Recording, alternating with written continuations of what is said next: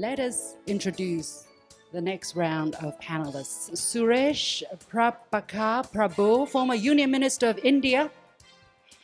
Mr. Yuzhu, Chairman of China Foundation for Cultural Heritage Conservation. Vikram, Channa, Narayan, Vice President of Warner Brothers Discovery. Wang Wei, President of Henan Provincial Institute of Cultural Relics and Archaeology. Bomin, Director of Dunhuang Academy. And last but not least, Vallini Letizia, translator and lecturer from Nankai University. She is originally from Italy. Thank you so much. Our topic, of course, is again about cultural inheritance and mutual learning. 刘理事长，您觉得中国文化遗产保护面临的最大挑战是什么？我们该如何克服？这个主题 This topic is something that I'm always interested in because I've been always dedicated and devoted in resolving these problems. I believe there are some challenges for the cultural heritage preservation. First of all, the public awareness is insufficient. And now the social and economic development has some conflict of cultural heritage preservation. At the same time, the public society awareness is not sufficient, not only the question in China, but also the world. And I think European countries probably is better, but for the rest of the world are all faced with this challenge. And how to resolve this challenge? First of all, we have to be very actively direct the whole society to be participating into the recognition and understanding and the preservation of cultural heritage of themselves. As an observer, to be transferred into some role as a preserver is very important. 谢谢。好，谢谢刘理事长，谢谢叶老师。Actually, I was a English language major. I studied English, but it changed my life. Did study Chinese change your life in any way? Yes, Tell of us course, about it your changed story, my please. life. So, first of all, I would like to say that thank you for this invitation and also thank you for this question. And I really think that today's panel is about how to inherit culture and how to pass it on. And I think when we talk about this topic, we have to start from a very important place, the classroom. This is the most important place in my heart because I'm a university teacher. But also I think that to inherit culture, we have to learn how to present our own culture and also how to present it to an international audience. I found out that my third-year students, they don't know how to translate Silk Road. But more than that, they don't know how to translate chopsticks. They don't know how to translate dumplings. From Chinese to Italian? From Chinese to Italian. So they cannot use the language they are studying to talk about their own culture. So they don't know how to translate, for example, long, dragon. They don't know how to translate it. Many students still don't know this. So I really think that when we study a language and when we teach a language, we always have to keep in mind that the students don't only have to study the target language and culture, but they also have to become ambassadors of their own culture. So they have to learn how to talk about their culture. Why? Because this is very important in the future when they will go abroad, for example, or they will talk to people from other countries. When we create a positive environment for the international dialogue, then we are passing on our own culture. We are giving someone else the torch, the light of our culture. And this way we are promoting international dialogue and we are also avoiding stereotypes. We are dismantling stereotypes. Thank you very much. Get your point. Thank you, thank you. Let me get to our Indian guest here. In terms of civilization, we have a lot to talk about. Mr. Prabhu, what is your thoughts on civilizational exchanges, for instance, between the great civilization of India and of China? In the past, we had so many exchanges. Buddhism, not to speak, the Silk Road. What about today? What can you tell us about what can India, China do in terms of cultural, civilizational exchanges in the modern day? These are few civilizations which are now left as living civilizations, China, India.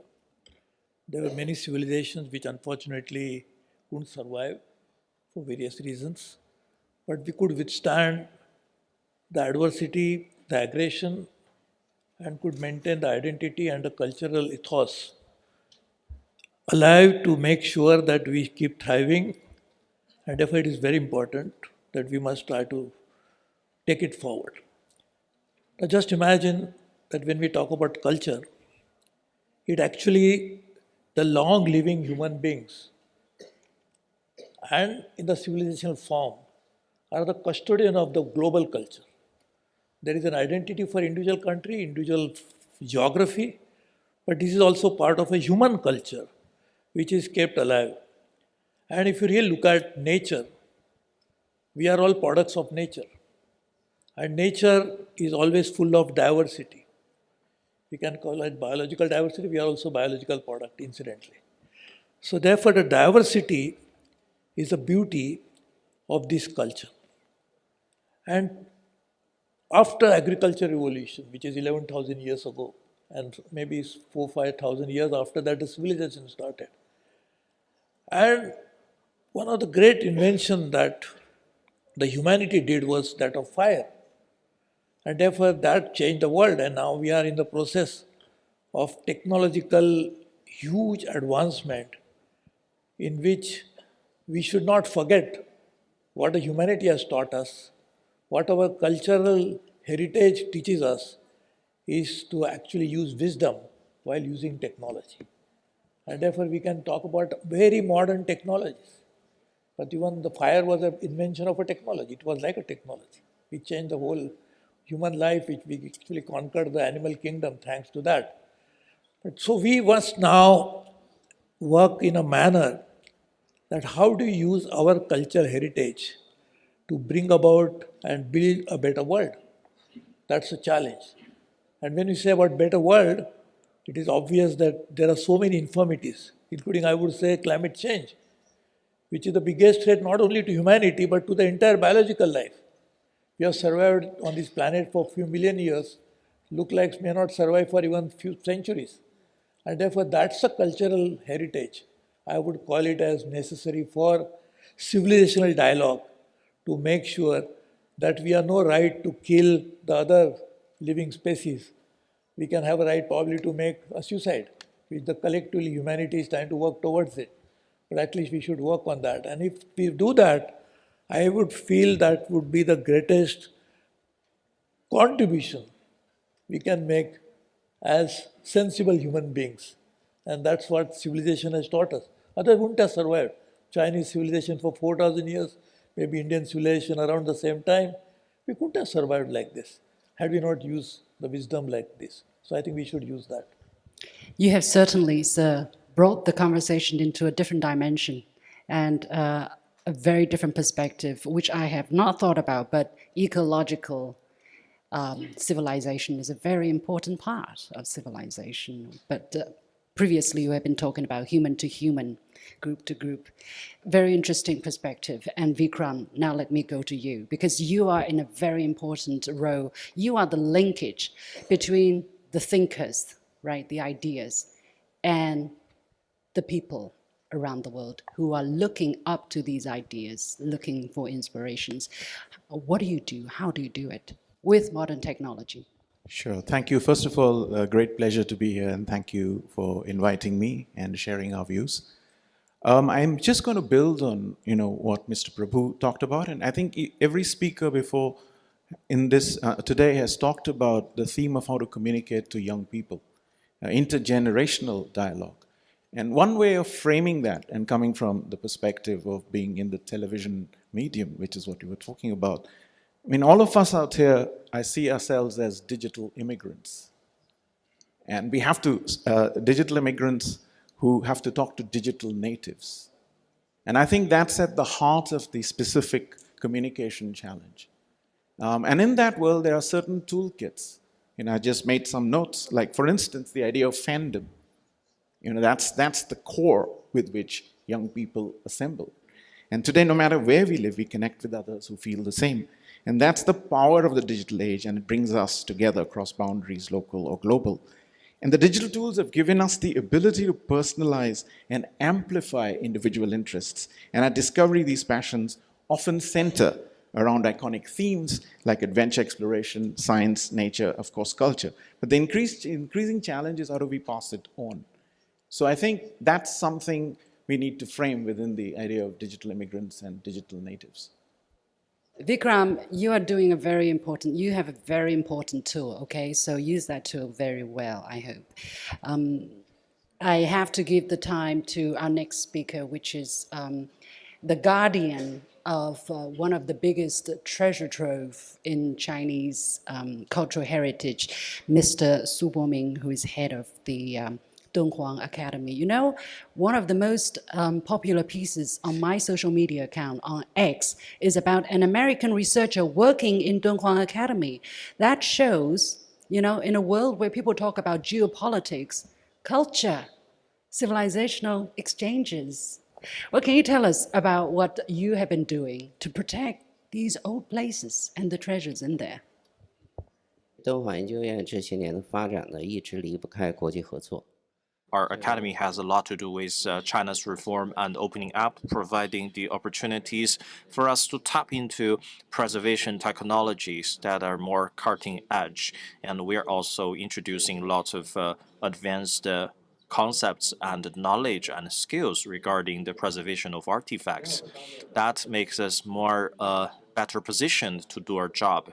With the studies into Dunhuang Grocos, we have also enhance the mutual cultural understanding and exchange. And with international cultural and civilizational cooperation and exchange, we got to bring Dunhuang closer to even more people.